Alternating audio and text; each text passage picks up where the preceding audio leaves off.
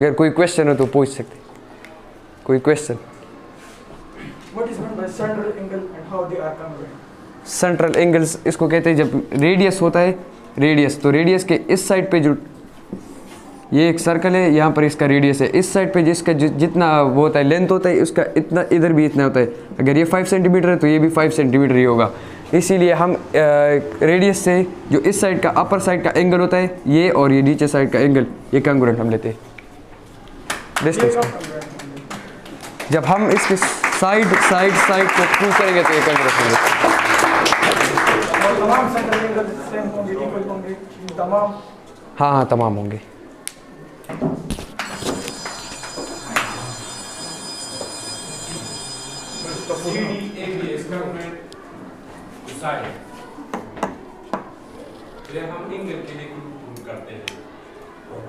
इसके लिए एंगल क्यों प्रूफ करते हैं?